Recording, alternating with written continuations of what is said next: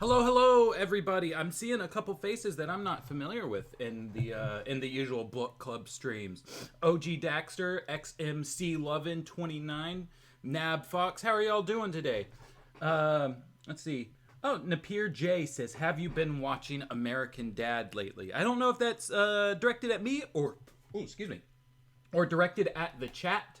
But I will say I've never really been too big into the what's his name? Seth MacFarlane shows, right? Family Guy, Cleveland Show, American Dad, all of that. American Dad is the one that like I have more appreciation for, but I don't actively go out of my way to watch those shows. So no, I have not been watching American Dad lately. Sorry to disappoint. Well, hello right back at you, Michael Mark 5. OG Daxter says, BTNA isn't bad, you're weird for thinking. BTNA, Bruce Timm nudes animated? Is that what we're talking about? Bruce Timm's nudes animated? Oh, hold on, I didn't put my background music on. Let me pop that bad boy on. There we go. Oh, Danny's here. Hello, hello. Spider Kelvin 2. Hi, fellow DC fans. Greetings from Italy. Greetings back at you from not Italy. Oh, and Greg is here. Hello, how are you all doing today? I hope it is well. I mistakenly said on the Twitter and Instagram and Facebook post that we have 9 chapters left of Mad Love. It's actually 10. For those of you who haven't been hanging out in streams this week, James announced that, what was it, on Tuesday? Ooh, I think I'm getting a little cold. James announced on Tuesday that we have started up a new second channel to archive these live streams, and it's going to be the place where our upcoming reboot of 12th Level Intellects will be hosted, as along with podcasts from a bunch of other DCAU creators, like the DCAU Review and Tim Talk. And so as a result, he kind of wants us to get through, or he wants me, I guess, to get through Mad Love pretty quickly. That way we can we're gonna start doing a simulcast on Twitch and YouTube and maybe other platforms as well, just to expand the audience for these things. So since he's getting to the end of Justice League Adventures, and Ted, I believe, is getting to the end of the game he's playing, and all that, and we have about a third of this book left, he's hoping that I can try to breeze through the rest of it, so we can all start up fresh whenever we start doing the simulcasting, which might be in like 2 weeks, I think. So as a result, this today might run a little bit longer than the 1 hour that we usually do. And to make sure that that's possible, I have brought my pizza lunch in here with me. That way, I'm not making an excuse to run out and eat lunch. As well as I did grocery shopping yesterday, which wasn't intended to be to allow me to stream longer, but it's a nice coincidence. Because I think the last 2 weeks have been I gotta go grab groceries at the end of these streams. So we are in luck today. We can probably go a little bit longer than the hour, and depending on how things are going by the time that it's supposed to happen, they're doing like a Resident Evil 8 like unveiling a new trailer and everything today that I definitely want to check out. So I might even throw that into the stream if that's something that you guys would be interested in. Are the rumors true about a new BTAS spinoff for HBO? True. You know what? There's no telling if rumors are true, right? That's why they're rumors. Because if you could confirm it, then it wouldn't be a rumor anymore. It would be a just a thing that's occurring. So I cannot say for sure, but I do know that Kevin Smith saying what he said, if you haven't seen the clip, it's up on our channel. Basically, he said that he's gotten confirmation from inside sources that it is in the works.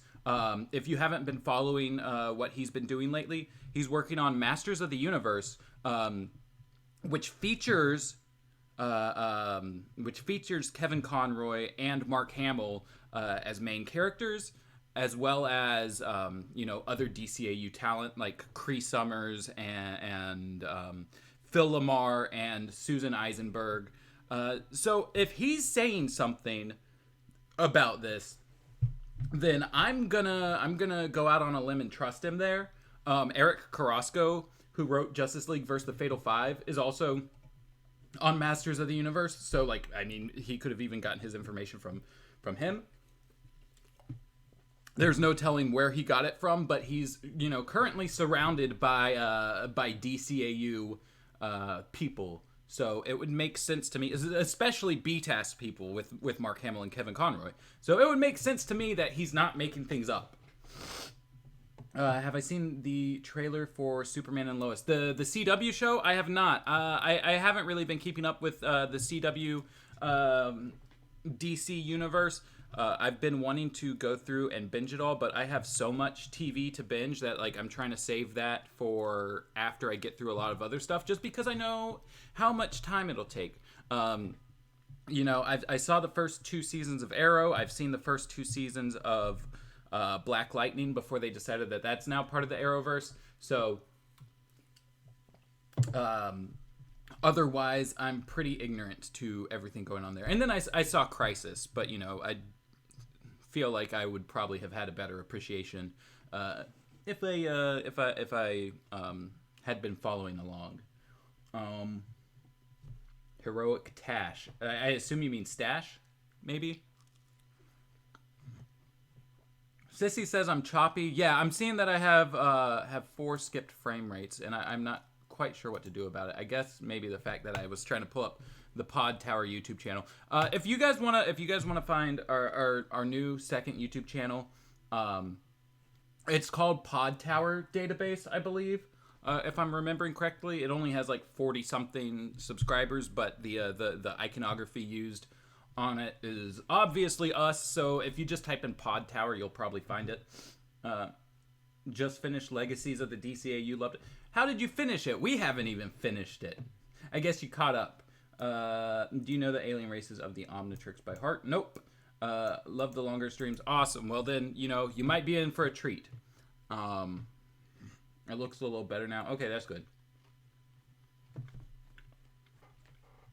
All right, so I'm gonna finish this slice of pizza that I have been nibbling on, and then we'll hop into chapter 25.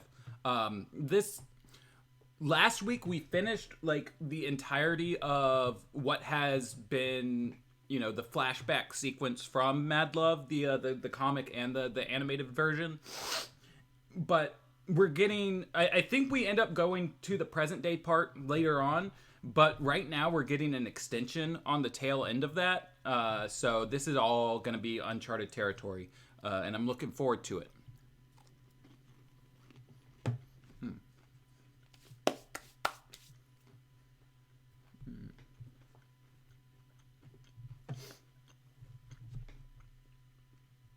Like, I finished the issues of Legacies that you've released. That's what I figured you meant. I was just being a little silly. Being a little haha. All right, so let's hop into chapter 25. For those of you who aren't usually here with us, every time we do this, we hop over to this canonicity and timing spreadsheet and take a lot of notes. Usually it's like whenever we have like page breaks, like right here where these stars are, though if it's a very small amount of information, by the time that we get to one of those, we wait for the next one. Just so I'm not chopping things up too much. I have my phone open next to me, so I'm still able to see what you guys got popping off in chat. But I'll just go ahead and start reading, and we'll figure out what Harley and Joker are up to, soon after she breaks him out for the first time. They were still on the road when the early morning sunlight poured over the countryside. It occurred to Harley, rather belatedly, that she hadn't actually planned past the big moment they ran out of Arkham Asylum and drove away. The fairy tale version of the story would have ended there, with them living happily ever after.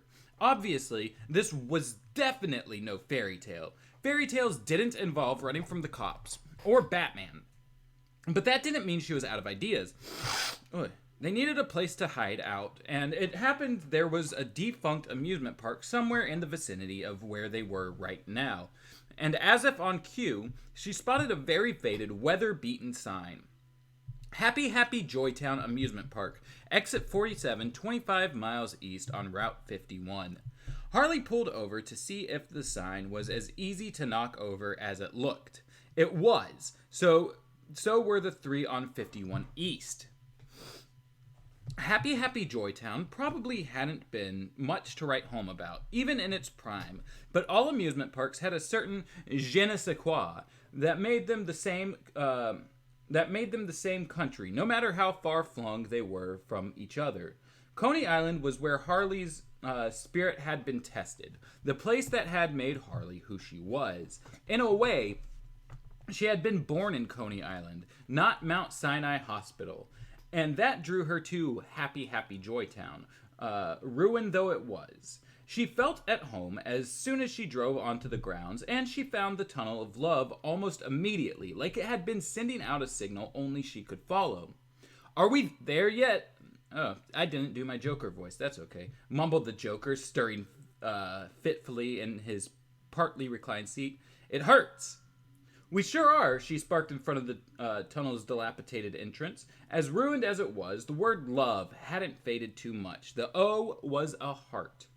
Harley had turned down the drip rate on the bag dangling from the rearview mirror, both to conserve it and to make sure her puddin' didn't get more than he needed. Now she could turn it up again.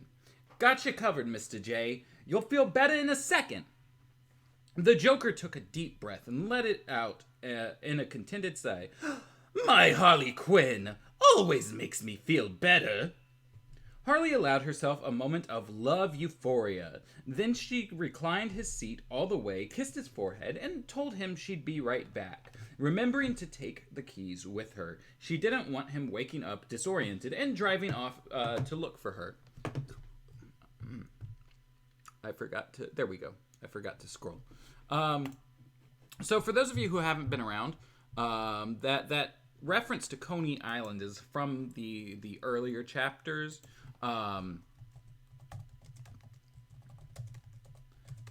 Where Harley was cornered and almost sold into child trafficking by people that her dad fucked over that he used to work with. So that's what they're talking about there. Let's see, real quick, we got references to Happy Happy Joytown, and Mount Sinai Hospital was mentioned. So there we go. We got 2 locations to drop in. Hey, Invoker, how's it going? What's my favorite scene in Clerks 2? It's been a while. But probably the rooftop dance scene, I would say. Have I caught up on Future State? No, I haven't been reading comics lately. Let's see. When she looked back on their time in the Tunnel of Love... Wait, hold on. That's not where I am. Where am I? I had already scrolled. There we go. There was no water in the Tunnel of Love, but a few of the boats were still attached to the rail and pulley system. It took only a minute for Harley to walk through the canal to the largest chamber. Without any direct daylight, the glittery multicolored paint on the rough faux stone walls was still fairly bright. 2 fake mermaids sat on fake rocks, frozen in the act of combining their fake hair with fake clamshells. Oh, not combining, combing. Whoopsie-doo. The large open space behind them must have depicted some kind of undersea fantasy. There were still a few fake pink and purple starfish lying around. At the very back of the area, behind a waist-high wall of fake rocks, she found a real treasure, a stack of old quilted blankets, the kind movers used to protect furniture. "Bonanza!" Harley squealed. Her voice reverberated as if she were in an empty swimming pool. She shook the dust out of the blankets and spread them on the wooden floor. This was some genuinely good luck. She and her puddin' could sleep on them until she could find something better. But then, she always had good luck in an amusement park. Even when she'd had bad luck, there'd been enough good luck to tip things in her favor. Not to mention that she was, after all, the one and only Harley Quinn. Let's see. There we go. When she looked back on their time in the Tunnel of Love, when her puddin' had been so weak she'd had to do everything for him, it seemed like the closest she'd ever come to heaven on earth. She took the Joker off morphine before he got addicted. By then, the worst pain was over, and extra strength ibuprofen was enough to manage his discomfort. Reducing his pain medication was also a good way to remind him he had to take it easy and give himself time to heal. Still, Harley knew he'd be restive before long. It was hard to keep a big personality quiet. He did need some gentle exercise to avoid blood clots, so Harley walked him around the park, twice a day to start with. When she saw he was moving more easily, she increased it to 3. The Joker complained mightily. He was stiff. Everything hurt. Why couldn't they go somewhere else besides this godforsaken ruin? It made him feel like they were the last 2 people on Earth. Harley always had an answer for the last. "Aw, Mr. J, you say that like it's a bad thing."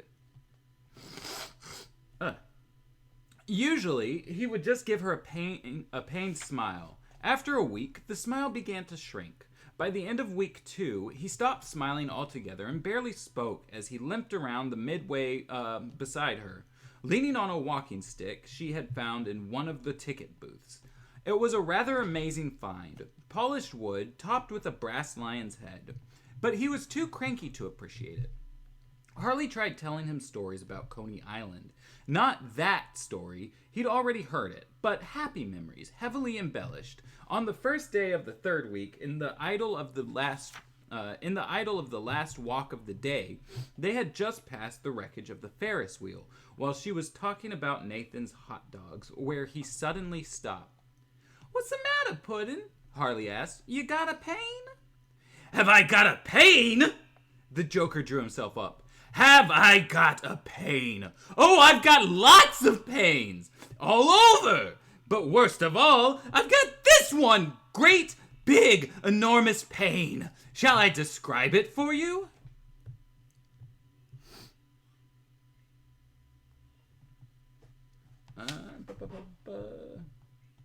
I keep on forgetting that she was born in Brooklyn, but there's been so many revamps and reboots to her origin. That's true. Harley nodded, wide-eyed, as he advanced on her, leaning on the walking stick. "It's a little over 5 feet tall, dressed like a Harley Quinn, and when it isn't prattling on about its wretchedly happy childhood, it's asking stupid questions like, have I got a pain? If I weren't crazy before, I am now because my pain is driving me out of my mind!" Harley suddenly found herself backed up against a derelict game booth. "And would you like to know why that is?"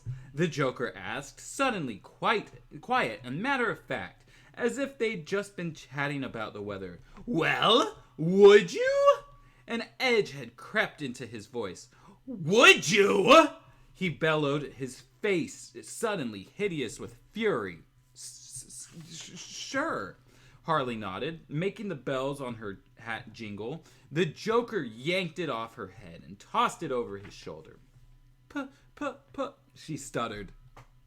"If the next word out of your mouth is puddin'," the Joker said, "I will stab you in the eye with my finger." "Gotcha, Mr. J," Harley said shakily. "That's better. Now, where was I?" The Joker frowned as if he were concentrating. "Oh, yes! Why, my biggest pain is driving me out of my mind!" He leaned closer. Harley looked to her left, and he slammed his hand against the booth next to her head, blocking her so she couldn't sidle away from him. And then he did the same with his other arm. "My pain is driving me crazy!" He began in a dry, lecturing tone. "Because it's keeping me in solitary confinement. I have no contact with anyone but it. It's almost like being back in my cell in Arkham."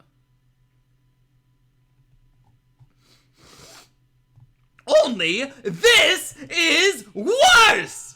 he screamed into her face. "The food's not as good, when there is any food. The bed's a lot harder because there is no bed, just furniture pads on the floor. There's no hot shower, just a trickle of cold water from a standpipe. And I don't even want to talk about the toilet facilities, but, spoiler alert, I'm probably going to die of disgustipation." Harley shrank down under his rage, until she was sitting on the ground hugging her knees. And the punchline to this very unfunny joke is my pain keeps telling me how much she loves me. She loves me? And I tell myself, thank God, because I can't imagine what she'd do if she hated me. For a long moment, he loomed over her, panting from the effort of shouting. Harley had covered her head with both arms, waiting to feel a slap or punch. When it didn't come, she finally dared to lower her arms and look up.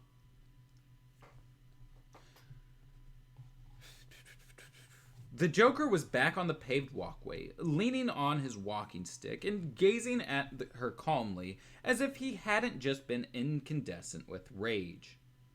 "Well, my dear Dr. Harley Quinn," he said, "I do believe it's time for more pain medication, as the previous dose seems to have worn off. Shall we?" He jerked his head at her. She should have known, Harley thought as she scrambled to her feet.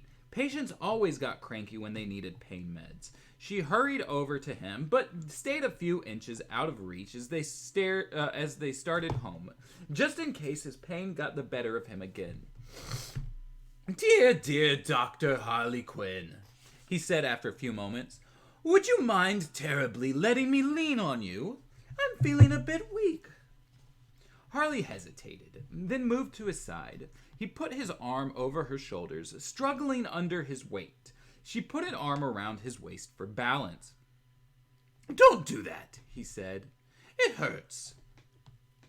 Harley removed her arm. He gave her shoulder an affectionate, possessive squeeze, and it was like the last few minutes had never happened. She wouldn't think about that. She would just concentrate on being happy that he was himself again. He was her puddin'. She was so busy concentrating, she forgot all about her hat until they got home. No big deal. She'd get it later. Everything was so nice right now. She didn't want to spoil it. Okay, so real quick, we did get a mention of time passing. They said that it's been 3 weeks, I believe, on page 215 since the breakout.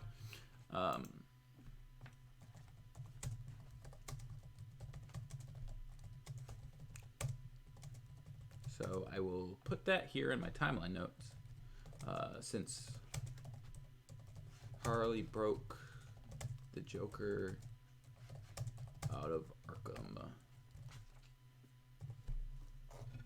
Let me get a grab a little bite of this pizza. Now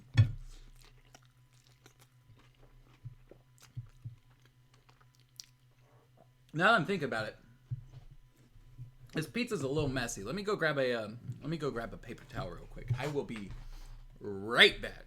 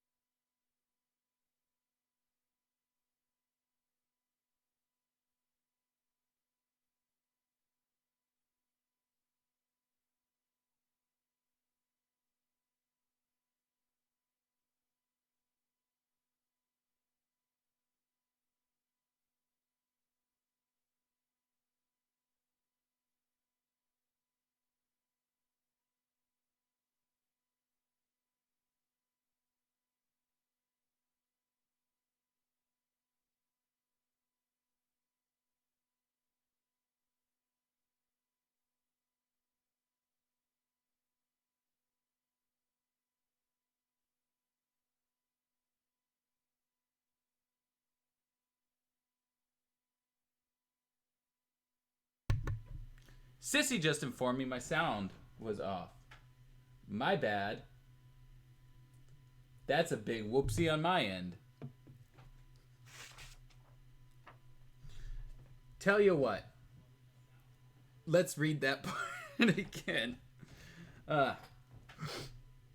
Setting up the internet connection was the beginning of the end. The Joker was pleased with her for getting them online and very appreciative of the tablet she gave him, although his thanks weren't as effusive as she'd expected, or hoped, or thought she deserved, which she tried not to dwell on because she had a much bigger worry. Namely, he hadn't wanted an internet connection just so they could watch movies together.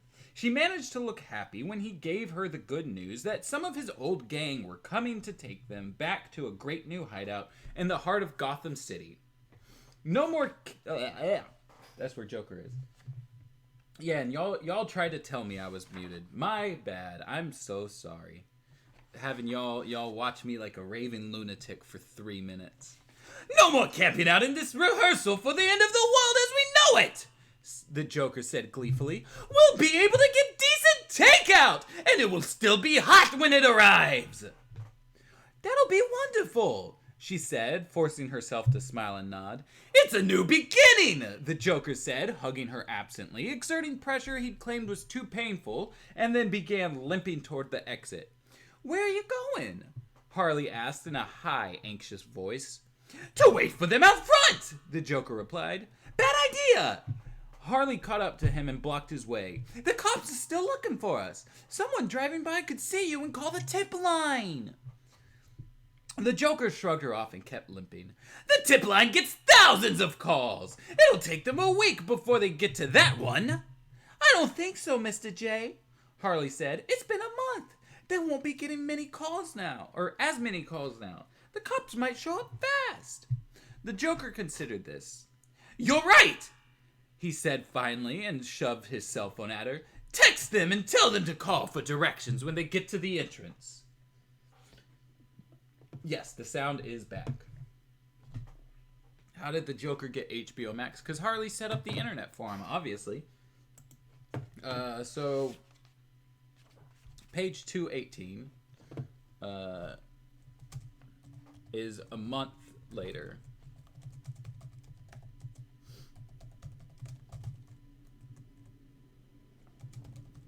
So I'll just tag that in the same. There we go. Yeah, I absent-mindedly forget whenever I just hit the mute button on my mic. So that's on me. But I can blame you guys if you want me to. If it's anyone's fault, I'm gonna say. Let's say Spider Kelvin did it. They were the one controlling my sound. Y'all can blame them in the chat.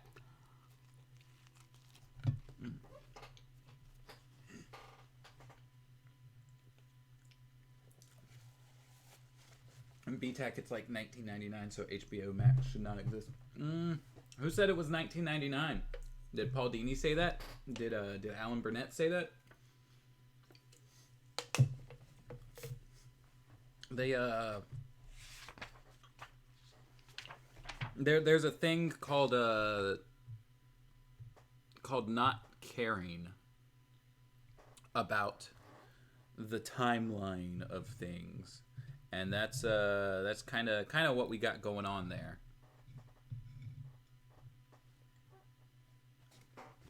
Right? The writers are always going to write a story as if it's present day, regardless of whether it's connected to anything else. That's, I mean, like, you know, unless they're specifically trying to do a period piece. But as made obvious all throughout BTAC, it's not a period piece. They want it to be today, and, you know, how that affects the continuity of the things that came before it be damned.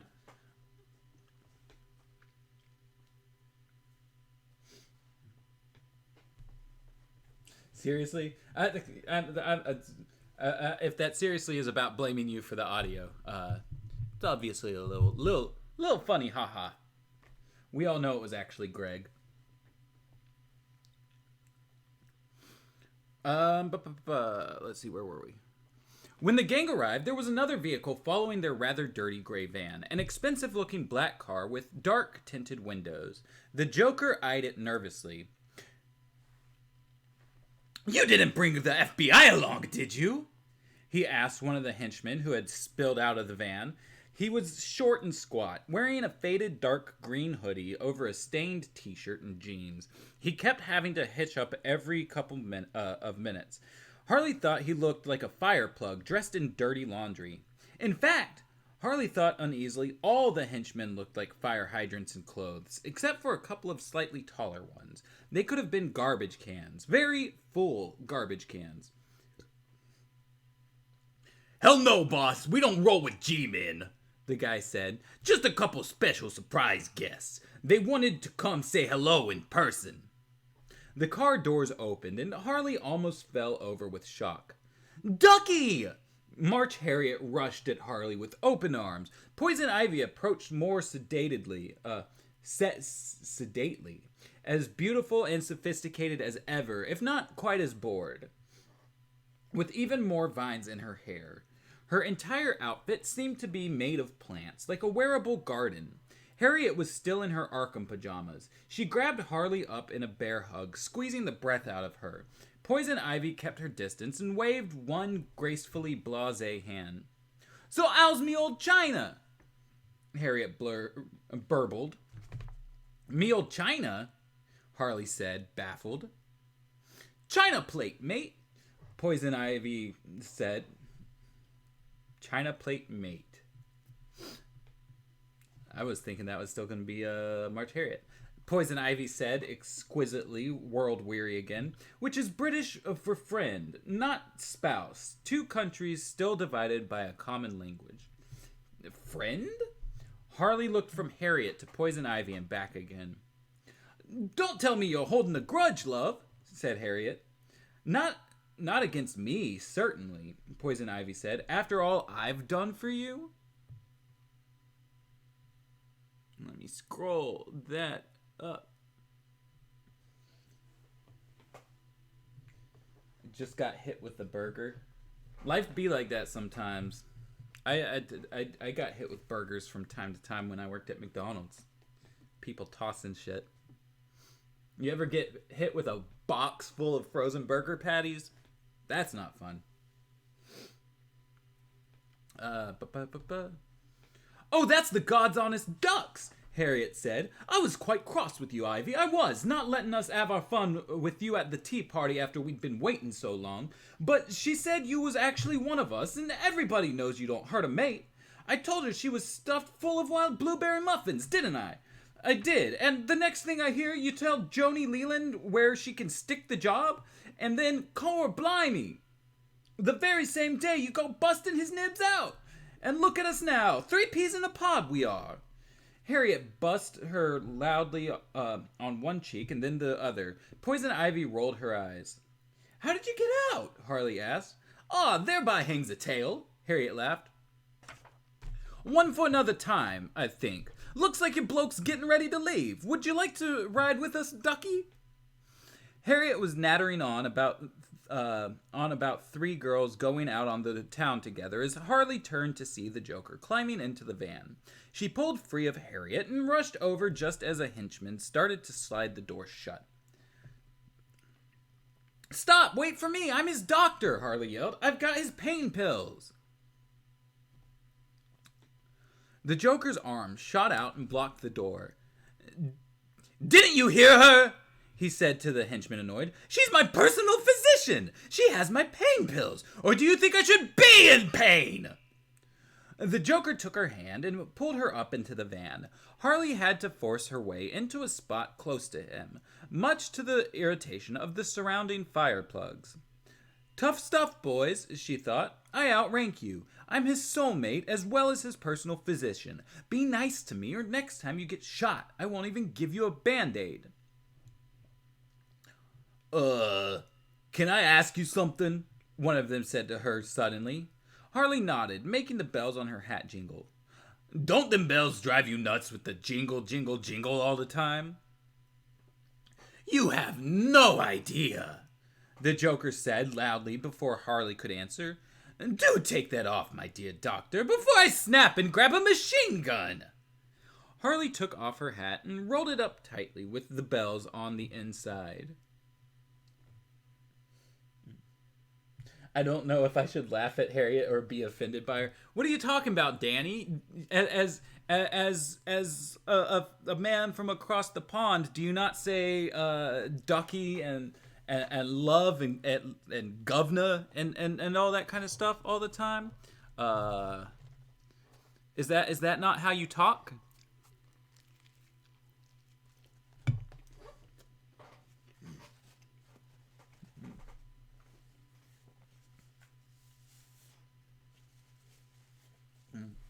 When Injustice 3 comes, which new characters are you expecting to see?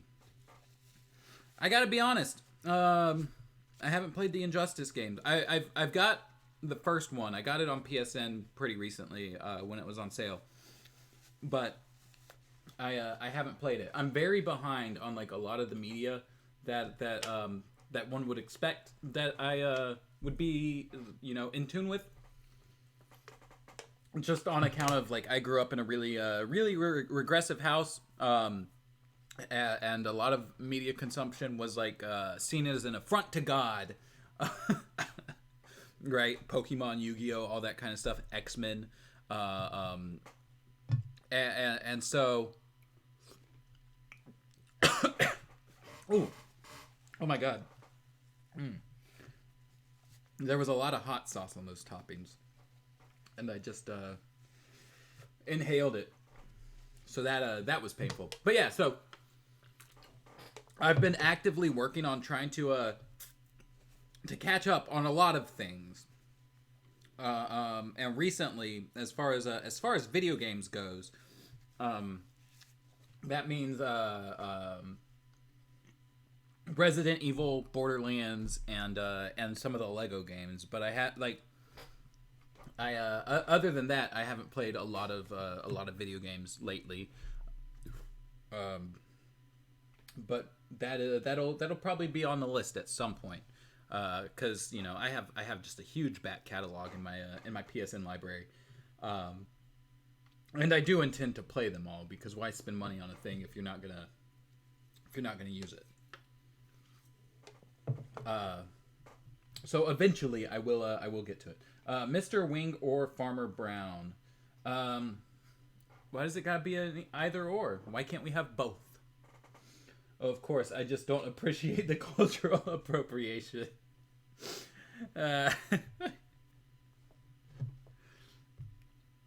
Is she not actually British? I don't know too much about March Harriet to call that out. Where were we? Oh, there we are. The famous hideout was a cellar under an abandoned warehouse in one of Gotham's more rundown areas. It wasn't the comfy nest the henchmen had made it out to be, but she had to admit it was better than the Tunnel of Love, if only because it had a real bed, a queen-size mattress, in their own private bedroom. Harley felt bad. She had been so wrapped up in nursing the Joker back to health and making sure he knew he was loved, she hadn't registered the discomforts as keenly as he had. Nonetheless, she was homesick for Happy Happy Joytown from the moment they left. It was like her natural habitat. She'd felt more solid there, more real, more Harley. She knew who she was in an amusement park, even an abandoned one, which was a damned sight more than she could say for a warehouse cellar. A big part of the problem was no longer having the Joker all to herself. Sometimes he acted as if she wasn't the most important person in the world to him. She knew better. He'd said he would be lost without her, and that they'd been destined for each other, just like she did. He'd even said he loved her, and more than once, although not often. Also, not recently, but only because his henchmen were always around. There were more of them now, and they weren't all silly-looking fireplugs. The new guys wore suits and ties and always looked annoyed by the fireplugs. They gave her the same look when they thought she couldn't see, which was why she couldn't stand it when the Joker teased her in front of them. Lately, all her puddin seemed to do was tease her. She knew he was kidding around. He was the Joker, after all. But it was mean, hurtful teasing. Some things he said were so cruel she had to hide in the bedroom so no one would see the tears in her eyes. Maybe she wouldn't have felt so bad if she'd had other women to talk to, but Poison Ivy and March Harriet had gone off somewhere else. They'd probably intended to do that all along, which made her glad she hadn't taken Harriet up on her offer of a ride. Who knew where she'd have ended up? Certainly far from her puddin', with no idea where he was. But sometimes, when his teasing was especially mean, that didn't sound too bad.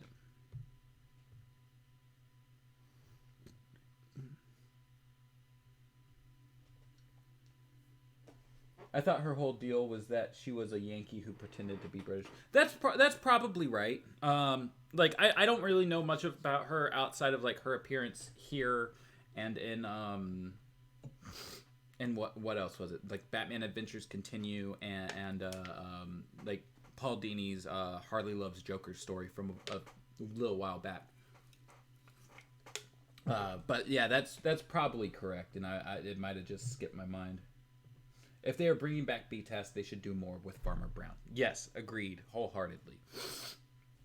Critters is love, Critters is life. The Joker had explained why he had to do that. If the gang saw him showing any softness, even just to her, they'd think it was a sign of weakness. And if they thought he was weak, they'd think they could get away with being disrespectful. Then he'd have to kill them and find new henchmen. And finding new henchmen was such a bore. The key to successful gang leadership, he said as he sat on his lap, or as she sat on his lap in his office, is to make sure everybody maintains a profound fear of you, which is to say, me. But I'm not afraid of you, Harley said, trying to sound confident rather than uncertain. I know you aren't, the Joker purred, and that's the problem. I can't have you bouncing around here like you could do or say anything you want. I can't have them getting the idea I think of you as an equal. Harley's jaw dropped. Is that a joke? Are we laughing? The Joker asked. Well, no. Then it's not a joke, he said as his hand tightened on the back of her neck. If it were, you'd be laughing your head off, wouldn't you? He made her He made her nod her head. Because I'm just hilarious, aren't I? He made her nod again. Aren't I? Yeah, you are. Harley tried to smile, but his grip on her neck hurt. Good. So let's review, shall we? He sat back, took his arms from around her, and started ticking points off on his fingers. No kissy face, no hugging, no making out except behind closed, locked doors. Gang members must fear me, and you'd better start looking a little spooked yourself, as if you never know what I'm going to do from one moment to the next, because you don't. Because we're not equals, I'm always superior. And you do as you're told. Am I forgetting anything?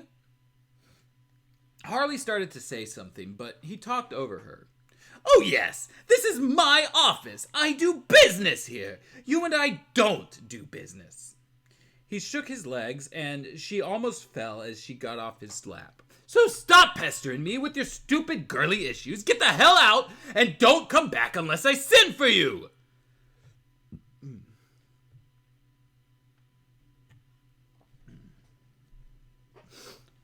Harley scrambled for the door. Out, out, out! He bellowed as he fumbled with the doorknob, or as she fumbled with the doorknob. A mix of suits and fire plugs were hanging around in the next room. Obviously, they'd heard everything. They snickered at her as she came out.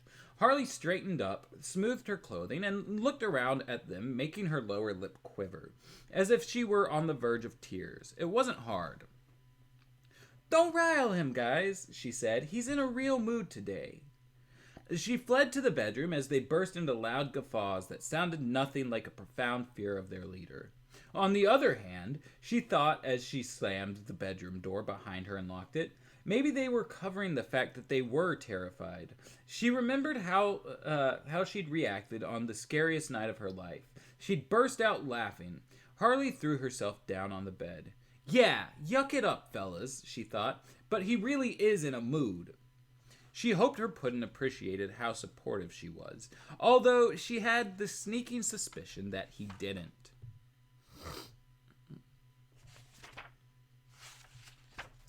When Harley found herself taking a tray of chocolate chip cookies out of the oven, she knew she was dreaming. For one thing, she had never baked cookies, and for another, the hideout didn't have a lovely white stove with a ginormous oven. It didn't even have a kitchen, and certainly not one with sunlight streaming in through the windows with a view of an idyllic street somewhere deep in the suburbs. Harley looked down at herself. She was wearing an immaculate white ruffled apron over a red and black house dress and soft red slippers with fuzzy black pom-poms. As she straightened up, she heard bells jingle. The sound made her smile. June Cleaver had done the vacuuming in pearls. Harley Quinn baked cookies with bells on. Maybe if she listened closely, she'd hear a laugh track. Is that I've got to assume that's a pop culture reference, but I do not know June Cleaver.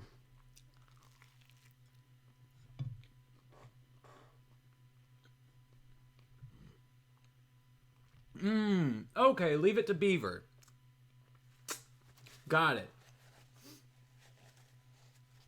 That makes sense as a pop culture reference in the DCAU.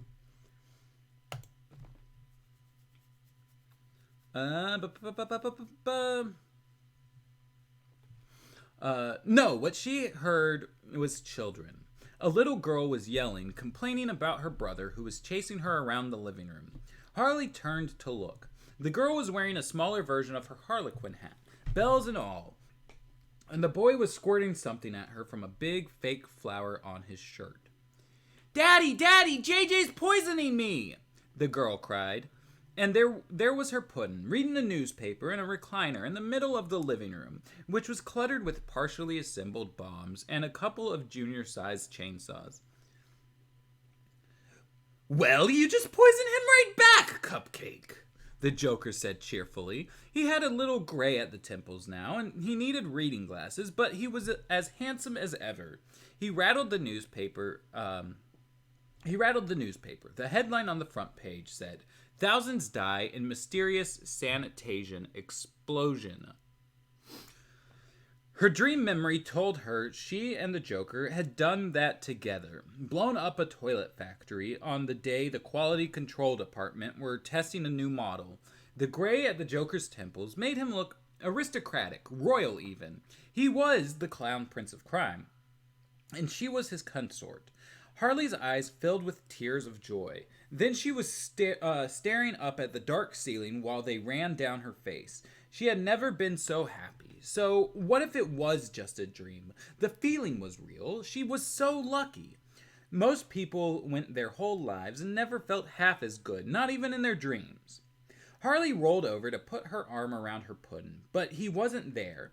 She sighed wistfully. He'd be in his office, coming up with a brilliant plan to teach Batman who was boss. She had a strong urge to get up and go to him, bring him a cup of cocoa. Instant cocoa was one of the few things they had in the cupboard, which was actually a cabinet with 3 shelves and a curtain instead of a door. No, she mustn't. He'd already told her he couldn't look weak in front of his henchmen. He loved her so much, it wasn't fair to force him to be mean to her for the sake of maintaining his leadership. She didn't want him to be sad, ever. She found a scrap of paper and a pen and left a note on his pillow that said, "Wake me." But he didn't. Life went on and on. And that is the end of chapter 25. There haven't been a lot of things to take note on, it seems. The most recent thing would be what is it? June Cleaver, I believe. It's interesting. I was expecting, chapters and chapters worth of material that wasn't in Mad Love, and maybe there will be chapters worth of material. But that specific that specific fantasy there at the end is 100% ripped out of the comic.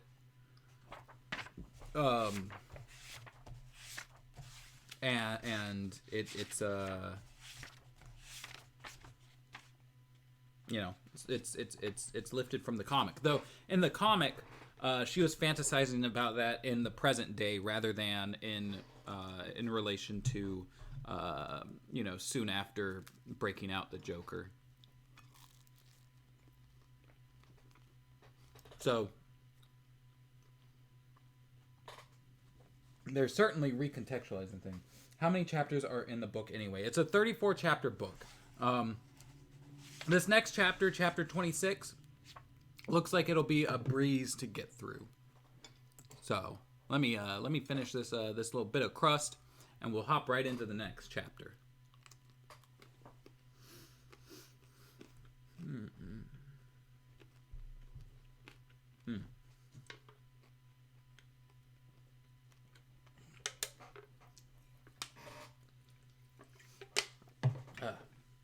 Actually, I probably need to grab another drink real fast. Give me 1 sec.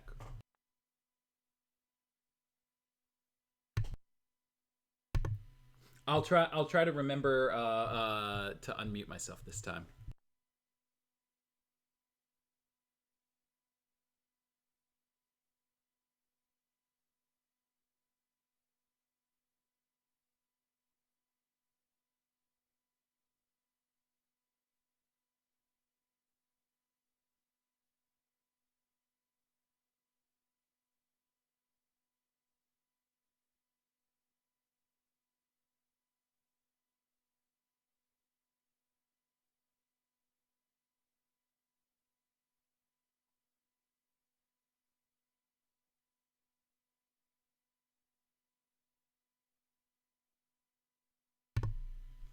And we're back. I'm noticing that there's like a small bit of lag because of those frame drops earlier. It looks like we haven't had another frame drop yet, but you know, it is what it is. All right, so let's try to get through chapter 26, and then depending on what the time is, we'll see about chapter 27. Chapter 27 is 9 pages long, which in comparison to chapter 25 that just took us about an hour is 4 pages shorter. So we'll see. I just don't want to miss that Resident Evil stuff. Moses parting the Red Sea had nothing on Batman in Midtown Gotham City on a busy afternoon. But then Moses had to make do with a staff and a little divine help. Batman had the Batmobile. The Batmobile's engine had a particular sound, not loud but distinctive, a pitch that cut through traffic noise. Perhaps described it, not perhaps. Where'd I get perhaps from? People described it variously as solid, forceful, means business. Gotham City mechanics sometimes got customers wanting them to make my hybrid sound like that. The mechanics suggested playing a recording of the Batmobile while commuting to and from work. Rumor had it the Batmobile at high speed was the most popular sound effect recording on Amazon and iTunes. Gothamites seldom saw the Batmobile except on the news or YouTube. Most of the videos from the latter were very, very dark. Bats and Batman were both nocturnal, so when the Batmobile appeared in broad daylight in Midtown Gotham City, traffic on both the street and the sidewalk came to a halt as people pulled out their phones. Ooh, excuse me. What they recorded was, for the average innocent bystander, a once-in-a-lifetime event. Batman ejected from the Batmobile and at the same time shot a grappling hook up to the roof of the nearest building. He swung out over the heads of the awestruck pedestrians in front of Cat's Finest Deli. Come in, have a nosh. One of whom said she felt the breeze from his cape ruffle her hair. Then he was zipping upward, and when he got to the roof, he disappeared from the view of everyone except the Channel 7 traffic copter. For the next 2 days, they showed the video of Batman racing across rooftops, leaping from one to another until he rappelled down the side of the Cooley building. Due to flight restrictions over the city, the Channel 7 helicopter wasn't allowed to circle around for a better look, but it was a thrill for everyone lucky enough to see as much as they did.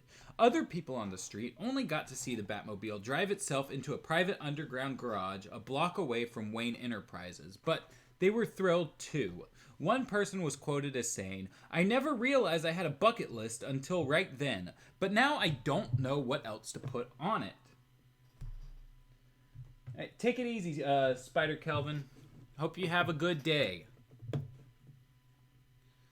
All right, so in chapter 26, right off the bat, we got a lot of stuff going on here. Which also just reminded me, we had a mention of Nathan's hot dogs last chapter that I didn't put down.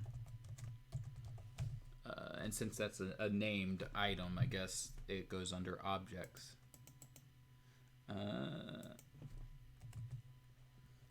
I kind of love how if this book managed to work in the DCAU, YouTube would canonically exist prior to 9/11. Yeah, I mean, like, for all I know, maybe they were trying to, go the BTAC route, retcon Mad Love and be like, this is Mad Love now. But it certainly just feels much more modern than the rest of the stuff that happened in that era. Let's see, Amazon, iTunes, and YouTube were all mentioned. Then we had the location of Katz's Finest Deli. I guess Amazon, iTunes, and YouTube. I meant to put that in the non-canon. Oh, not Nathan's Hot Dogs. There we go. Let's move that over. There we go. And then we had the Channel 7 traffic copter.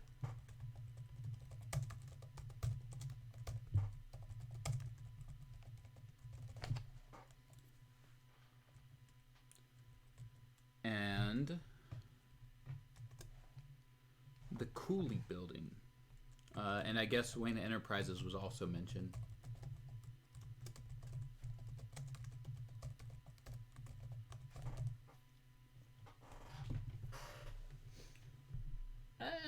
Let's see. Greg, Farmer Brown, and Slade are brothers. I thought you just said they're the same character. Make up your mind. Hey guys, I know it's probably near the end of the stream, but I thought I'd check in. Yeah, I'm trying to go a little bit longer today. Because we're trying to get through the rest of this book pretty quickly, since James and Ted are towards the end of the things that they have been streaming, and we're just gonna start doing simulcasting on Twitch and YouTube. So we figured it would probably be a good idea to kind of start fresh over there. So we're in chapter 26. Essentially, Harley broke out Joker in chapter 25. Or no, in chapter 24. Then chapter 25 was all about them kind of being on the lam, trying to figure out a hideout situation. And now we're in chapter 26, where so far all we know is people like Batman. And we might be getting through chapter 27. I'm not entirely sure.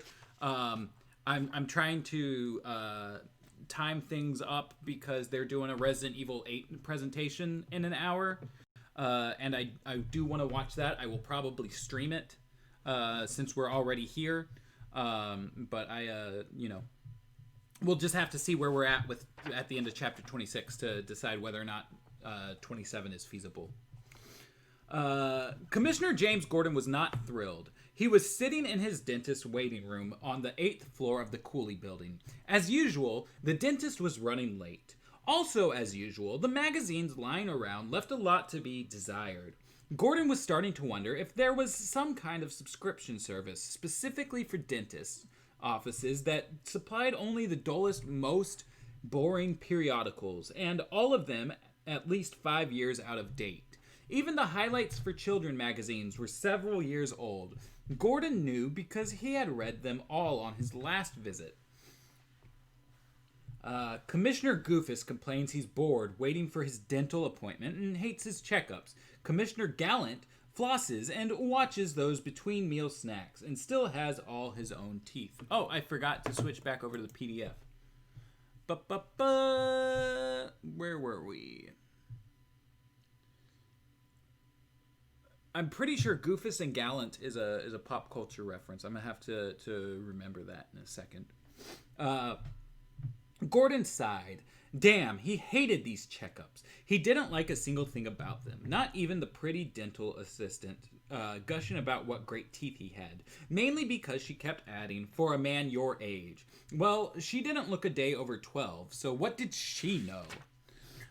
Dental assistant Goofus lets the patient know she thinks he's older than dirt. She should read highlights for children who are dental assistants. Oh, yes, Goofus and Gallant was from highlights, I think. Now that now that they tied it together like that, Goofus and Gallant.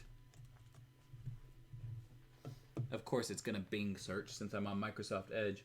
So this is the start of the present day. Yeah, it seems so. I was expecting a lot more in between, but they're just going for it. Okay, yeah, these were comics from Highlights for Kids. Got it. Okay.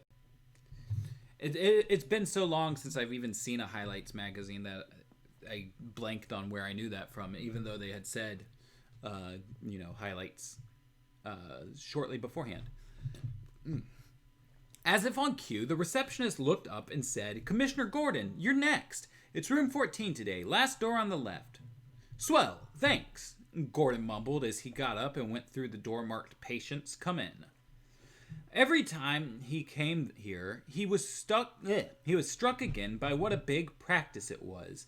He ambled along in the hall in no hurry. Last door on the left, the receptionist said to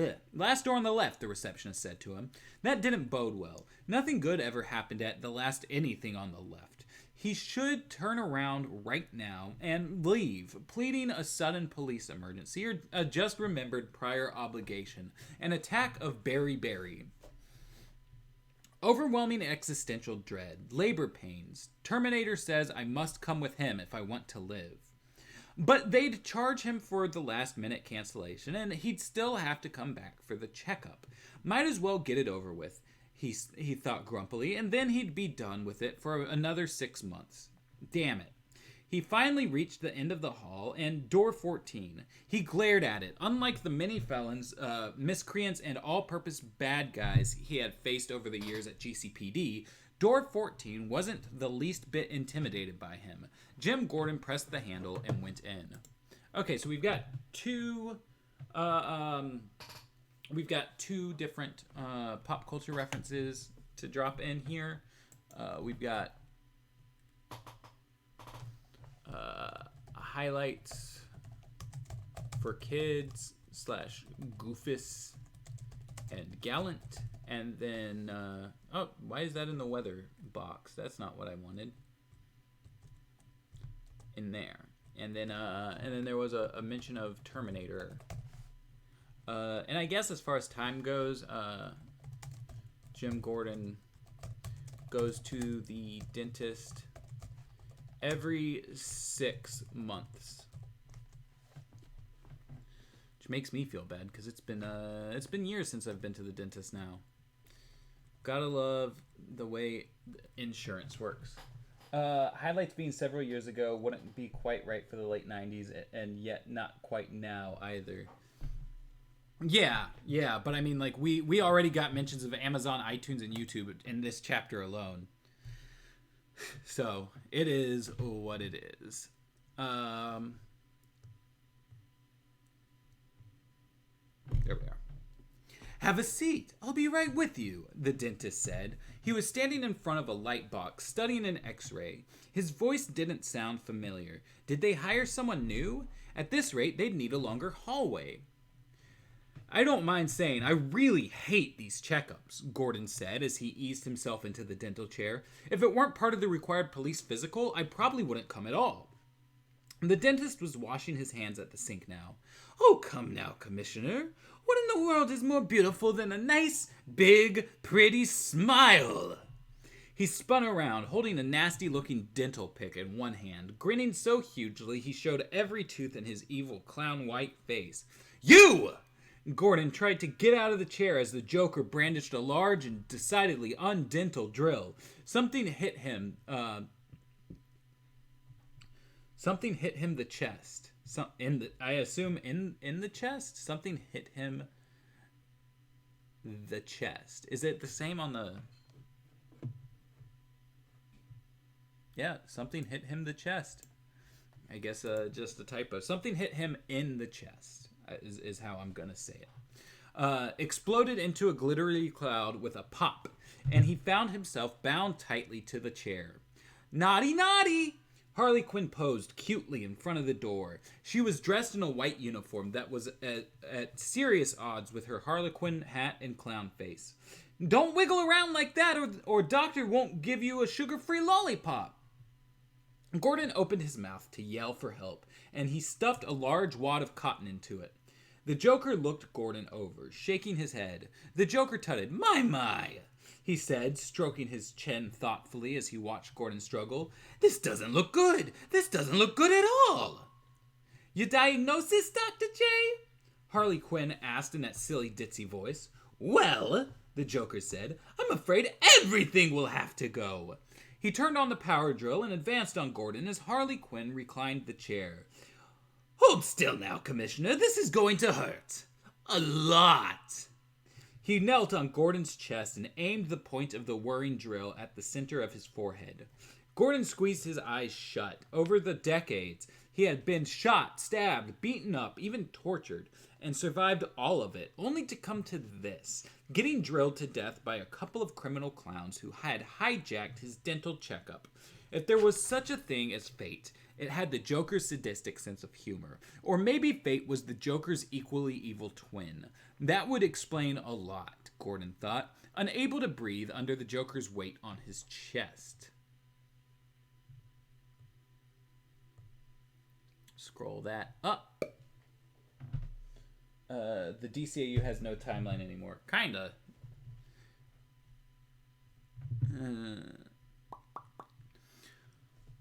When he was sure he was dead, suddenly there was another explosion and broken glass sprayed everywhere. The Joker got off his chest. Blessed relief, and laughed. You're a little early for your appointment, but I'll see you now anyway. Gordon opened his eyes. Maybe he was wrong about fate. Either way, he would never get tired of Batman showing up at exactly the right moment. It was an easy hint. Batman tossed something at the Joker, who let it fall to the floor. Gordon blinked. It was a pair of chattering false teeth with a tag saying, "To Batman, COGCPD." Sloppy, Batman said. Predictable. You're losing your edge. Excuse me, Harley Quinn said huffily, but the teeth were my idea, and so's this! She turned a valve on a gas canister and aimed the hose directly at Batman's face. Gordon could smell the nitrous oxide, laughing gas. Batman fell to his knees, gasping and coughing. There was nothing funny about breathing in that much nitrous at all, or all at once, except to Harley Quinn, who thought it was hilarious. Hey, that's a real gasser, ain't it, Mr. J? She said between giggles. In the next moment, Gordon thought the nitrous was making him hallucinate as events took a sharp turn into the surreal. The Joker grabbed the floppy points on Harley's hat, pulling her to him so they were nose to nose. I deliver the punchlines around here, he bellowed into her face. Got that? Yes, sir, Harley Quinn said, her voice tiny and fearful. The Joker shoved her aside, and the jolly clown prince of crime persona was back. Well, Batsy, it's been a hoot, as always, but I really must run. He paused at the door to add, keep flossing and watch those between-meal snacks. Gordon felt something drop into his lap again. A hand grenade sans pin. Before he could panic, Batman swept it up and out the broken window, shielding him from the mid-air explosion with his cape. His ears were ringing as Batman removed the wad of cotton from his mouth and cut him free of his bonds. Can you stand, Commissioner?" Batman asked, his voice sounding muffled. Gordon got to his feet slowly, holding onto Batman's arms. "Thanks, old friend. I can stand up," he said. "What I can't stand is these damned checkups." And that's the end of chapter 26. Nothing really much to note other than what we already have.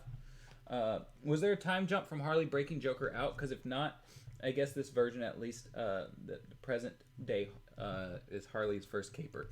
So there was about a month in between breaking him out and then getting back to Joker's gang with a new hideout. It didn't mention any amount of time passing between chapters 25 to 26, though, so I'm not entirely sure, but this seems like her first big deal. Hello, right back at you. What's popping, Beegs?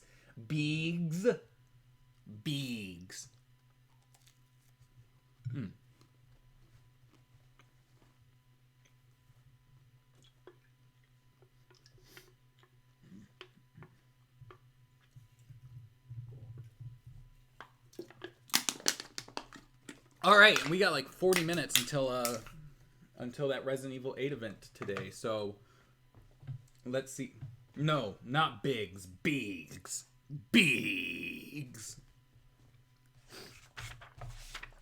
But I'll say Biggs if you want me to say Biggs. I just like saying Beegs. It's like B but with gz. Beegs. But yeah, okay, so we still got like 40 or so minutes until the Resident Evil presentation starts. So I'm just gonna pop in, back into chapter 27 now. We're just gonna keep going with it. This is 9 pages, so hopefully I can get through it. The hideout du jour wasn't an abandoned warehouse, for a change. It was a warehouse in use, secretly owned by an organized crime don sympathetic to felons in need of a place to lie low that wasn't way out in the middle of nowhere. Besides paying rent, they had to abide by the rules. No body dumping, no kidnapping, no drug dealing, no fencing, stolen loot, or doing anything else that would attract cops. Also, no parties, no smelly cooking, and no fraternizing with warehouse employees. Harley thought that was a lot of rules for a small space with a jerry-rigged shower and a toilet that took forever to fill after each flush. Not that she wanted to dump a body or throw a party with smelly hors d'oeuvres, but still.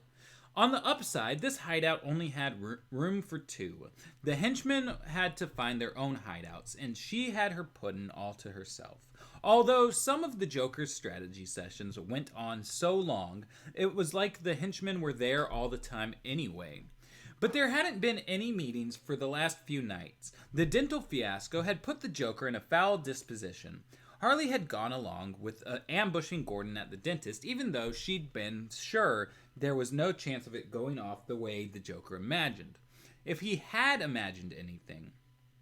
Her puddin' had figured out how to get into the dental practice, but not how they'd get away afterward. She hadn't even been sure whether he was going to injure Gordon, kidnap him, or kill him.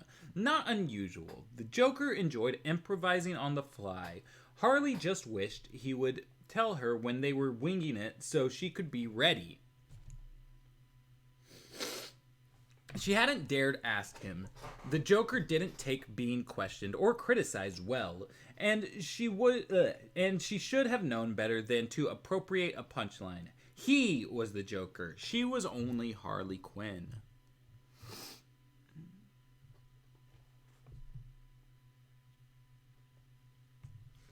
Beegs with the big B. Hell yeah.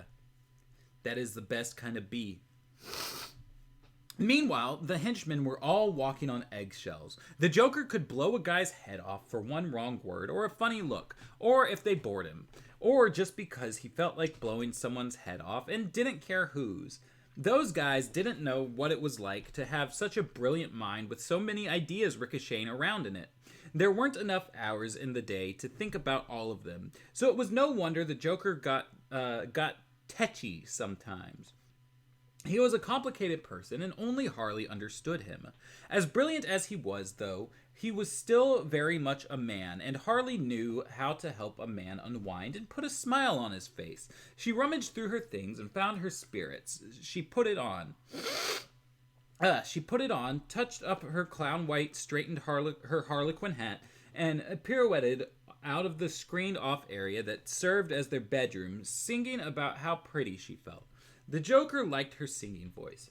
What he'd actually said was her voice didn't make him want to drive ice picks into his ears. Close enough for jazz. Her puddin' was at his desk, which sat atop a raised platform under a light. She worried about him going up and down the stairs because there were no railings and he didn't have a gymnast's balance, but he liked watching her balance, she thought. Harley danced up the steps to see where the Joker was shuffling papers and scribbling notes. He had been at this for ages. Time for a break. She cleared her throat. The Joker gave no sign he'd heard her. Sometimes he concentrated so hard a bomb could go off right beside him and he'd never notice. Harley climbed up onto the desk and struck the pose her gymnastics teacher had told her was graceful, but just a bit too sexy for regular competition. "Ahem," she said, low and throaty.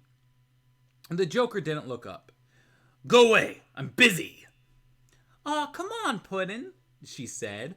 "Don't you want to rev up your Harley? Vroom, vroom." She gunned an invisible motorcycle. The Joker made a sharp gesture with one arm, and she tumbled off the desk onto the floor. Oy. "Oopsie," she sang, popping up beside him. "Come on, sweetie, I've got the whoopee cushion." The Joker gave a long, put-upon groan. "Listen, Cupcake," he said, taking her chin in one hand. "Daddy's got a lot of work to do, and you're not helping." His features twisted up with rage as he yelled into her face. "Just like you weren't helping with that stupid teeth-chattering gag." He shoved her away as he got up and began pacing. "Well, hey!" Harley got off the desk to follow him. "You don't like the teeth? Then forget the teeth. I can do better." Oy. There we go. "Oh, no. The Joker glared at her. "I let you collaborate once and you blew it, little girl.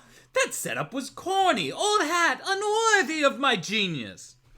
"I thought it was funny," Harley mumbled, "and it got Batman to show up like he was supposed to," she added silently. I guess that the present day could have been Harley's first mission in the comic, but the TNBA episode seems to imply she's been with him a while, given the Batman's TNBA costume. Yeah, I think that more or less this, as at least as far as continuity wise goes, that this book follows the comic a little bit more closely than it does the TV show, and with the comic being billed as Harley's origin. It's very possible that that this whole thing was originally intended to be her first mission or first outing with the Joker, I would say. So it makes sense the way they're doing it here, despite the fact that like the TV show definitely. I don't know if it was a retcon, since I don't know if that was the intent of the comic, but it did add a pretty large gap between the two, especially given that, you know, there's all the lost years time and all that stuff. The Joker shook his head. "It's time I capped off this running feud with the real Corker," he said. "The ultimate humiliation of Batman, followed by his deliciously delirious death." He went back to the desk and began shuffling through the papers again. "There's got to be something in here I can use. Something really funny." Harley shrugged. "Why don't you just shoot him and be done with it?" The Joker slowly straightened up and turned to look at her through narrowed eyes. "Just shoot him?" Is that what you said? Just shoot him? Me and my big mouth, Harley thought as the Joker stalked toward her. Know this, my sweet. He snarled, looming over her the way he always did when he was especially angry. The death of Batman must be nothing less than a masterpiece. Something squirted out of the flower in his lapel, and Harley ducked just in time. It hit the dartboard with Batman's picture on it behind her and 8 holes in it with a ghastly hissing noise. It must be the triumph of my comic genius over Batman's ridiculous mask and gadgets. The Joker suddenly ran back to the desk and spread out a roll of toilet paper. Aha! The death of 100 smiles! Yes, it's perfect! Harley followed, hanging back as not to get hit accidentally when he gesticulated. He was having another one of his energy surges. She refused to call them manic episodes. Her puddin' wasn't manic. He was a genius with higher than average energy levels. I'll lure Batman to some remote out of the way place, the Joker was saying, and when he least expects it, bang! He swung his fist, narrowly missing the side of Harley's head as she ducked. A hidden trapdoor drops him into my specially prepared piranha tank! He danced around, hugging the plans to his chest and laughing gleefully. The last thing Batman will see is all those beautiful, hungry smiles as they tear into his flesh and... He cut off, and all the joy drained out of his face. Oh, wait. Now I remember why I scrapped that one. Harley peered at him anxiously, afraid to say something and afraid not to.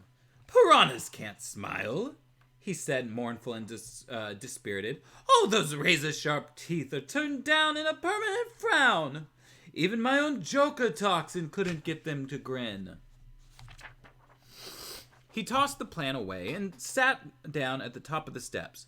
Alas, bitter jest of fate. He wailed, looking heavenward and shaking one fist dramatically. My greatest death trap shot to Squidoo. All because I couldn't make those vicious little guppies smile. He lowered his head and slumped, the very picture of dejection. Harley couldn't stand to see him that way. She cuddled up next to him and took him in her arms. I know how to make some smiles, Puddin', she said in a playful, sultry voice. His whole body stiffened under her touch. Puddin'? But she knew it was hopeless. She'd done the wrong thing again. A moment later, he was leading her down the stairs by her nose, pinching it so hard between his thumb and forefinger that she cried out on every step. Ow, ow, ow, ow, ow, that hurts! It really, really hurts! Please, Puddin'! He pinched even harder as he led her to the door, opened it, and then turned her around. How many times do I have to tell you? He roared, applying his foot to her backside. Don't call me Puddin'. Harley scrambled to her feet just as he slammed the door in her face. She started to beg him to let her in, but suddenly all the fight went out of her, and she sank down to sit cross-legged in front of the door. Thrown out again. How many times was this? She'd lost count. No, she hadn't. This was the 25th time. That averaged out at roughly 3 times a week for the past 2 months. She was lucky the weather was still warm. She'd better remember to wear her flannel onesie when it turned cold. Who the hell did that? Who kicked a young blonde hottie out of bed before they even got into bed? Face it, Harl, she sighed. This stinks out loud. It did, too. She'd gone to college on a full gymnastics scholarship, and Gotham Med School had funded her with grants. She was the youngest psychiatrist ever hired at Arkham Asylum, and how had that worked out? She was wanted by the law in 24 states.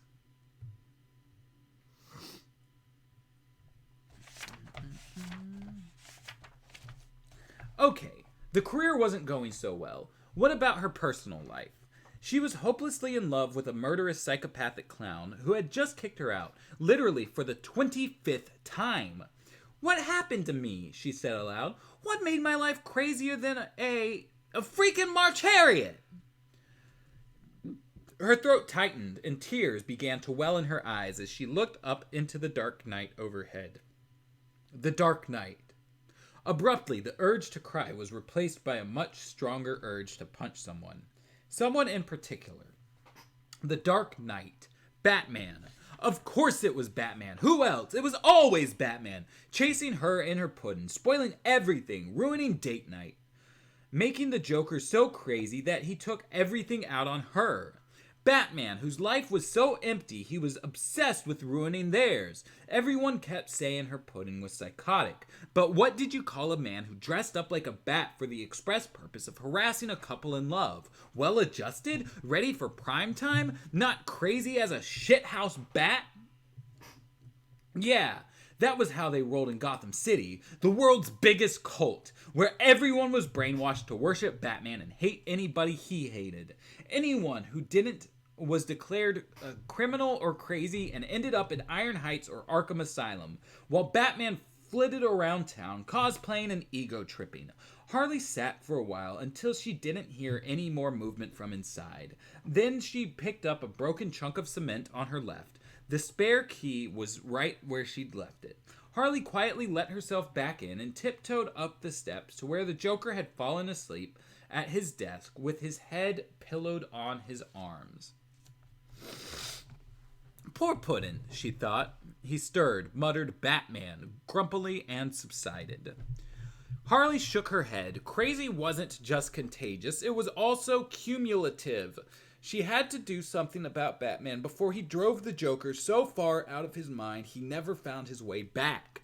She began picking up all the papers on the floor and came across The Death of 100 Smiles. Harley loved the name. It sounded significant, historical even, like something devised by an ancient master of execution.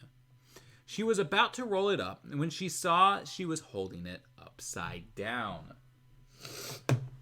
Okay, so real quick, there's been a couple of things to note in that very long no-page break part of the chapter. We just had Iron Heights mentioned. And then we had... oh shit, what else was it? We had... it's been 2 months since Harley and Joker arrived at the warehouse hideout. So in this story, it seems like it's been a total of 3 months since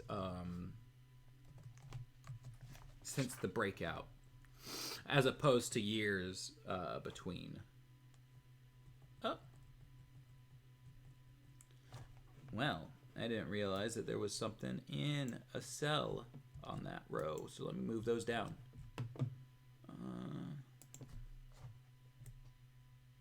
And then we had, what was it? There was literally just a pop culture reference, was there not? The Rev Up Your Harley.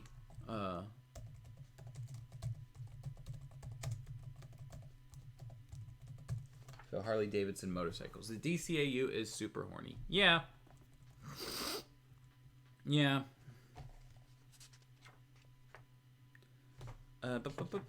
Okay, so we have about 3 pages left to go and about 30 minutes till Resident Evil starts. Hell yeah. I think we can do this. I don't know if y'all are interested in Resident Evil, but I played like all of the core games recently back to back, and I'm very excited for Resident Evil 8. I haven't been excited for a video game in a long time, so this is going to be fun.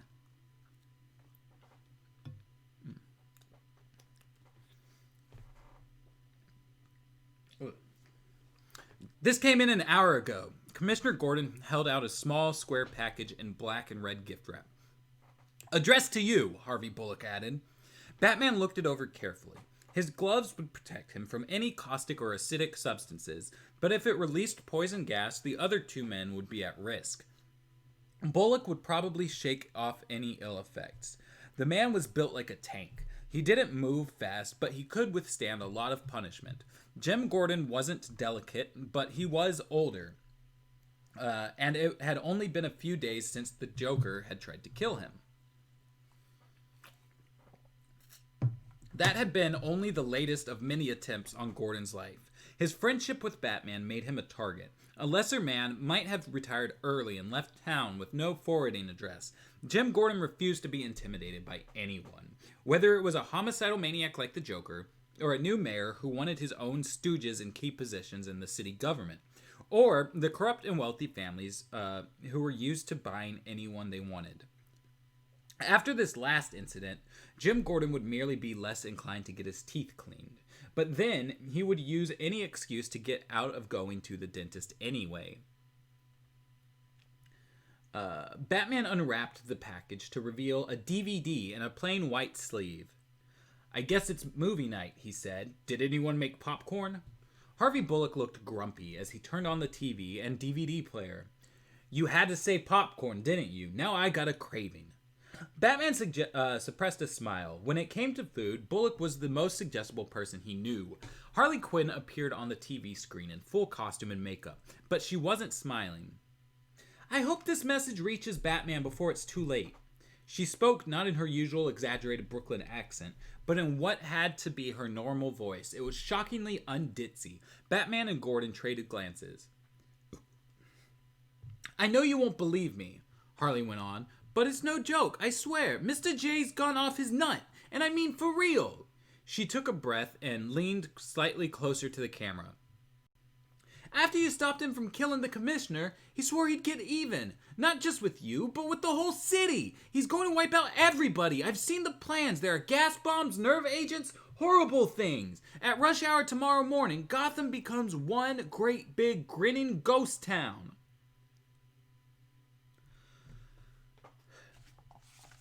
Bullock hit the pause button. "You think she's on the level?" he asked Gordon. "I've mostly been playing the Five Nights at Freddy's games." "Hell yeah. I've always been interested in those, but I've never gotten around to them." Gordon shrugged. "Let's hear the rest."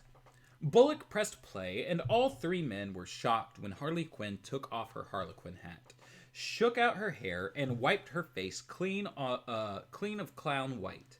They'd all known who she really was, but it was shocking all the same. The last time Batman had seen her without makeup, she had been kneeling on the floor at Arkham Asylum, holding the Joker in her arms and glaring up at him with a mad, murderous rage more characteristic of a patient than a doctor. After she had broken the Joker out of Arkham, Batman had talked to Joan Leland. At first, Dr. Leland had been reluctant to say anything. The scandal was pretty embarrassing. No doubt she'd have lost her job if the Arkham board had been able to find anyone willing to take it. When she did finally open up, Batman saw she was as bewildered as anyone else as to how such an intelligent young woman with so much promise could throw it away for a criminally insane murderer. Dr. Leland said it might well be paranoid schizophrenia. Harleen was at the upper end of the age range for women who usually develop it, but not too old to rule it out. In some cases, the onset was so slow and gradual, it wasn't caught for years, especially in a place like Arkham. Behavior that would raise flags anywhere else was business as usual there. Harleen's exposure to the Joker could have exacerbated any undiagnosed illness, but constant contact with him might have caused her to have a psychotic break, even if she'd been perfectly sane. The Joker could have that effect on people. If so, the effect seemed to have worn off, and not a moment too soon. I finally realized this isn't funny anymore, Harleen Quinzel was saying as her voice trembled. "No, I'm wrong. This was never funny. I feel like I've been, I don't know, stuck in some kind of weird place, some strange alternate dimension where everything was all warped and bent. But then suddenly I woke up back in the real world, and now I could see clearly. I could see things as they really are. All the damage he'll do, all the people he'll kill. Unless you stop him, Batman." She swallowed hard and closed her eyes for a second. Then she took a steadying breath and looked directly at the camera again. "I can help you get him, but you have to promise to protect me. If you truly want to save the city, come alone to Pier 16 at the Port of Gotham tonight at midnight." I'll hand over everything. Complete details of the plot, the timetable, where to find the weapons, but only to you. It has to be you, Batman. You're the only one he's afraid of. You're the only one who can stop him. If you don't... She shook her head. It's too horrible to think about. The screen went dark, and for a long moment, no one spoke. You heard her, Jim, Batman said finally. I have to go alone. If she sees anyone else, she'll panic. The Joker's had her under his control. Somehow she's managed to snap herself out of it, but she's shaky. If she sees cops, she's liable to fall back into her old state of mind. I don't see how she wised herself up after all that, Harvey Bullock said. She don't look strong enough to argue about what's for dinner. Looks can be deceiving, Harvey, said Batman. Maybe the Joker's plan for mass murder on such a grand scale was just too much for her, and gave her the jolt she needed to come back to this planet. We have to treat her gently, cautiously. She's a lot like someone who's just escaped from a cult. If she gets spooked, she'll fall back into her old mindset. At least wear an earpiece so we can stay in touch, Gordon said. Batman nodded. Just make sure you stay out of sight. And that is chapter 27. So, real quick, let's see. I'm trying to think. We got them in. We got Harvey Bullock now. Which reminds me, I don't think we had Commissioner Gordon earlier than this. So maybe I should add him here. And if we did have him earlier than that, then I'm just on top of it. Harvey Bullock was here. Non-canon. Harley's message is on DVD rather than VHS. And then she said to meet her at, what was it, the Gotham port?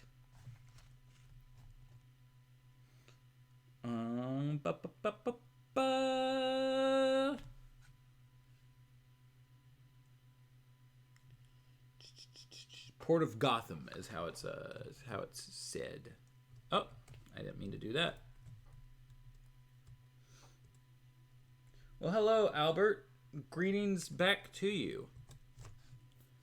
We're just finishing up the reading for today, but I'm gonna stay on for a little while because there's they're doing a presentation on Resident Evil 8 in a second, and that's something I'm excited for, and so I figured why not tack it on at the end of the stream.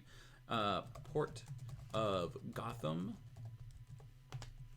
All right, and that's all the notes. If you all will give me 1 second, I'm gonna run out real quick. I will be right back in just a second.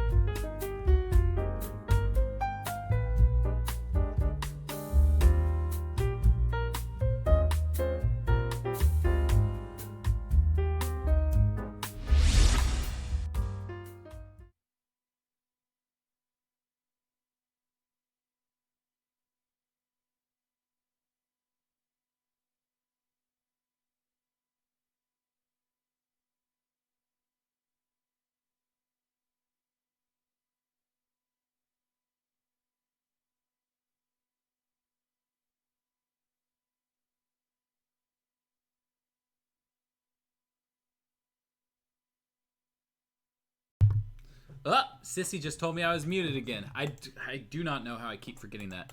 I was about to say I don't know. I don't know specifically my favorite Batman line. But I guess the like we both stared into the darkness, but you blinked or whatever was a pretty cool one. I also do like the line he had in New Frontier where he's talking to Martian Manhunter about how he has these plans for like all the other heroes and everything, but for him all he needs is a box of matches. That's a pretty fun one. What is your favorite era of Mark Hamill's Joker voice? For me, it's around the middle of his tenure, like in Return of the Joker and JL. Does it really change up that much? I'm trying to think, and I definitely like at least his character of the Joker. I definitely like that era, but is it because of the voice, or is it does his voice change that much? I would have to go back and like compare and contrast. I'm trying to really quick find the link to this Resident Evil presentation. I got a notification earlier directly from them to be like, hey, this is happening today, but that's on my account and not the Watchtower database account. I don't want to switch over. No, you're muted again. I really like the I can and you will line in Maid of Honor. It's really high pitched in the beginning and gets raspier as he goes along. Okay. That makes sense. Now that, yeah, I could see that.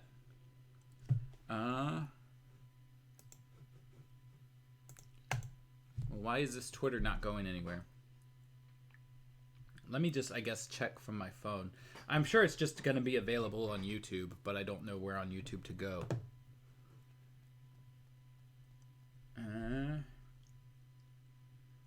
Let's see, RE Games or the Capcom YouTube channel. Got it. Okay. All right, y'all. We're losing the background music. Here's hoping that that streaming video doesn't crash the stream.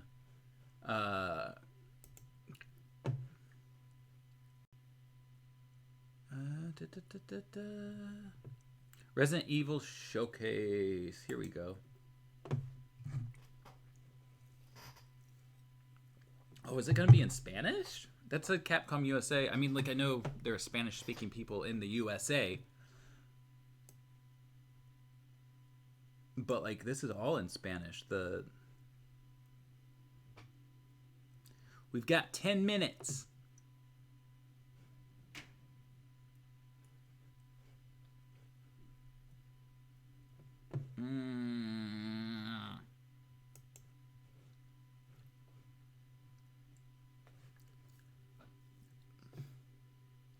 Let me see if let me just make sure that there's not like an English and Spanish stream.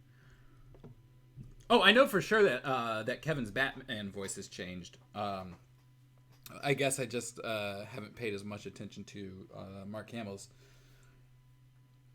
voice. You can see the slight differences as the technology advances and Mark ages. For me, it's JLROTJ2 with TNBA in second place. It looks like they just have the one stream going. So hopefully this is in a language that I'm able to understand. Because my grasp on Spanish is not too great. I took a couple years in high school, but that was it.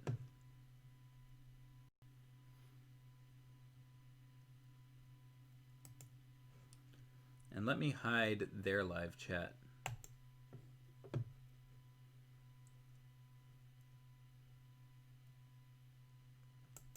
I wonder if I can get away with putting things back up to HD.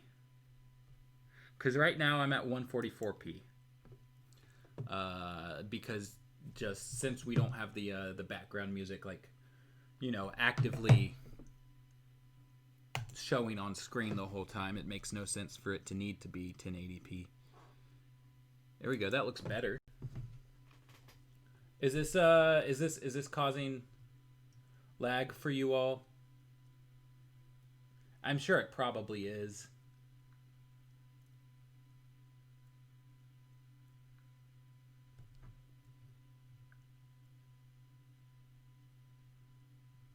I just full screened it on my end. And have the chat open in the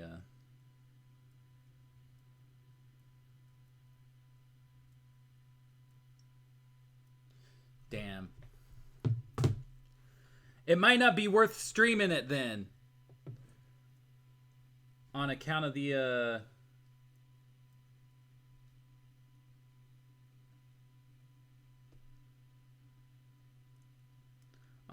choppiness. That's a bummer. Well, I guess I'm just gonna watch this on my TV then, instead of making the stream real choppy. But you know, we got through 3 chapters today. We got like 2 hours of stream time out of it, which is more than we normally get on these book clubs. So that's an accomplishment in and of itself. If you watch any scene of Mark in Phantasm and compare it to him in Return of the Joker, you'll see how much he changed in 8 years. I'll have to... Excuse me. I'll have to like actually, I guess, pay attention to that. But yeah, so I guess... Sorry if anyone wanted to stick around specifically for the Resident Evil stream. I will drop the link to that in the chat. But you know, I will be back on Saturday night. We'll continue doing the timelining streams.